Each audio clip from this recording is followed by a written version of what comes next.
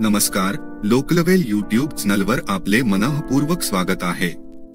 आजच्या या व्हिडिओमध्ये आपण जाणून घेणार आहोत की लोकलवेल ॲपमध्ये परचेस रिटर्न कसा करायचा। चला तर मग सुरू करूया आजचा व्हिडिओ। लोकलवेल मध्ये परचेस रिटर्न करणे खूपच सोपे आहे। त्यासाठी सर्वात आधी तुम्ही परचेस सेक्शन मध्ये जा आणि पहा इथे तुम्हाला दुसरा पर्याय दिसेल परचेस रिटर्न, यावर क्लिक करा। लोकलवेल मध्ये तीन प्रकारचे परचेस रिटर्न आहेत। पहिला आहे लोड एक्सपायर किंवा नियर एक्सपायरी आयटम, दुसरा आहे load slow moving stock item आणि तिसरा आहे add item to return manually. चला तर मग हे तिन्ही पर्याय एक एक करून समजून घेऊया। सर्वात पहिला आहे लोड एक्सपायर्ड आणि नियर एक्सपायरी आयटम। याचा सोपा अर्थ असा की ज्या औषधांचा कालावधी संपलेला आहे किंवा लवकरच संपणार आहे, आपल्याला ती परत करायची आहेत, तर आपण हा पर्याय निवडू। चला यावर क्लिक करूया। सर्वात आधी तुम्ही डेट रेंज निवडा। डेट रेंज निवडल्यानंतर खाली एक पर्याय दिसेल ज्यात तुम्ही सर्व डिस्ट्रीब्युटर्सच्या एक्सपायर्ड औषधांची लिस्ट लोड करू शकता किंवा तुम्हाला एखादा विशिष्ट डिस्ट्रीब्युटर निवडायचा असल्यास तो सुद्धा निवडू शकता। डिस्ट्रीब्युटर निवडला की प्रेस करून अप्लाय करा। आता पहा, एक्सपायर आणि नियर एक्सपायरी वस्तूंची यादी इथे दिसेल। प्रेस करून लोड करा।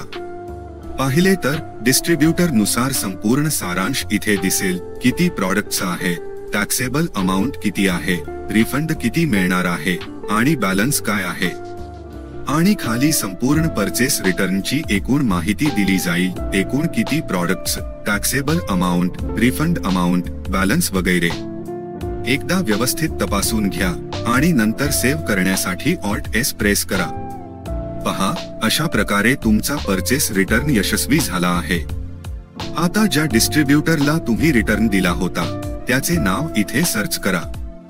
त्या डिस्ट्रीब्युटर वर क्लिक करा आणि इथे रिटर्नचा दुसरा पर्याय दिला आहे। तुम्ही नुकताच केलेला रिटर्न इथे दिसेल। त्यावर क्लिक करा आणि संपूर्ण माहिती तुम्हाला इथे मिळेल।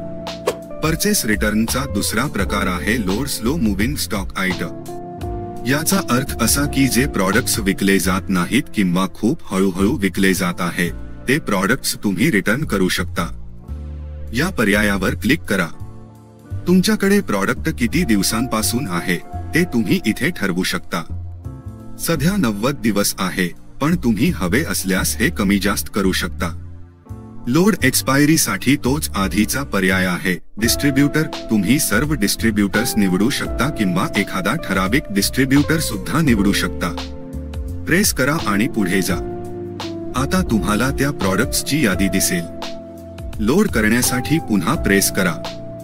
मागच्या प्रमाणेच डिस्ट्रीब्युटर नुसार सारांश इथे दिसेल। किती प्रॉडक्ट्स आहेत, किती अमाउंट आहे। खाली एकूण सारांश दिसेल। बिलकुल पहिले पर्याय जसा होता तसाच। सेव्ह करण्यासाठी Alt S प्रेस करा। अशा प्रकारे पुन्हा एकदा परचेस रिटर्न यशस्वी झाला आहे। यावेळी आपण नॉन मूव्हिंग किंवा स्लो मूव्हिंग आयटम्स रिटर्न केल्या आहेत।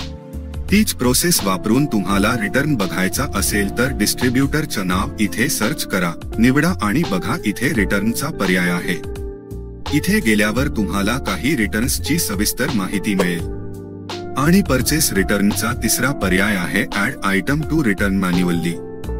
यामध्ये तुम्ही कोणतीही वस्तू मॅन्युअली सर्च करून रिटर्न करू शकता। पहा, ज्या वस्तू तुम्हाला मॅन्युअली रिटर्न करायच्या आहेत त्या तुम्ही इथे सर्च करा। तीच प्रोसेस आहे। वरती Alt S चा पर्याय दिलेला आहे सेव्ह करण्यासाठी। तुम्ही Alt S प्रेस करा आणि पहा, हे सुद्धा रिटर्न होईल। तर पहा, अशा प्रकारे तुम्ही लोकलवेल ॲपमध्ये तीन प्रकारचे परचेस रिटर्न करू शकता। आशा आहे की तुम्हाला आमचा व्हिडिओ आवडला असेल। जर काही अडचण आली असेल तर कृपया खाली कमेंट सेक्शन मध्ये फीडबॅक द्या। आणि व्हिडिओ आवडला असेल तर आमच्या YouTube चॅनलला सबस्क्राईब करा आणि व्हिडिओला लाईक करा।